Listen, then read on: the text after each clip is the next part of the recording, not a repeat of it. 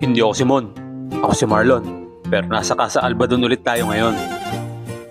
Shoutout nga pala kay Jack Jack at kay William. Mabuhay kayo hanggat gusto nyo.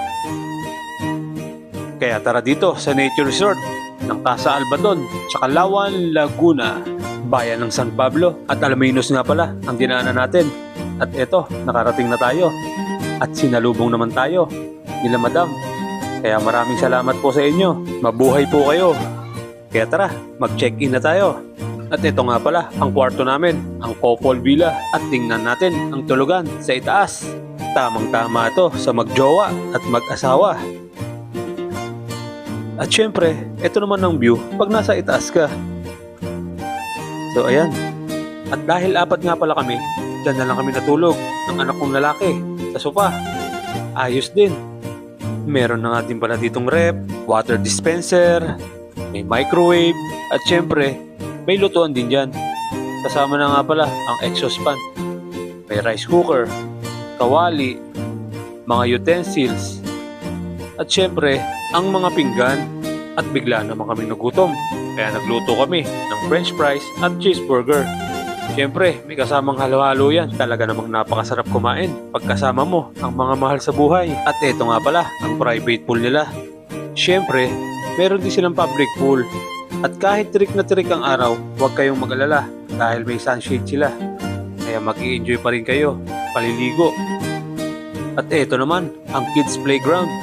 Kaya talaga naman mag-i-enjoy ang mga kasama niyong bata dahil napakarami ng pwede nilang gawin dito.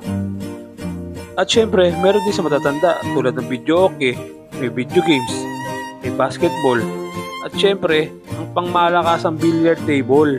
At kung gusto niyo naman mag-bonfire, meron din sila dito. At pwede din kayo tumambay dito kasama ang tropa. Dahil gabi na, nag-aya na sila mag-swimming.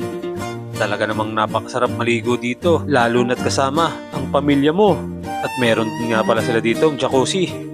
Kaya ayan, magre-relax muna kami ng anak ko. At dahil nagutom na sila, magluluto muna tayo. Siyempre, puro inihaw yan. May tilapia, inasal na manok, at ang pangmalakasang isaw ng baboy. At eto, naluto na ang lahat. May pakwan pa, may manggang hilaw, at syempre may bagoong. At ang ginawa kong chicken oil para sa inasal. At pagkatapos kumain, syempre manunood muna tayo movie para makapag-relax. So ayan, grabe, napakalamig dito. At dahil inaantok na sila, kaya kinantahan ko na para makatulog na. At paggising sa umaga, ako na naman ang taya. Syempre, ako magluluto, itlog, meron din luncheon meat, meron ding hotdog. At syempre, sinangag ang kanin natin para talaga namang lalong ganahan ang umagahan. Kaya eto na, kain ng time na naman. At dahil nabusog, syempre, tambay muna tayo dito sa labas. At dahil magandang panahon, tara, magpalipad muna tayo. I just wanna live in this moment forever, 'cause I'm afraid that living couldn't get any better. At dahil uwian na, tara na. Kaya pumasyal na rin kayo dito sa Casa Albadon. Kaya maraming salamat ulit at nasayang ko na naman ang 4 na minuto ng buhay nyo. Casa Albadon, maraming salamat po sa inyo.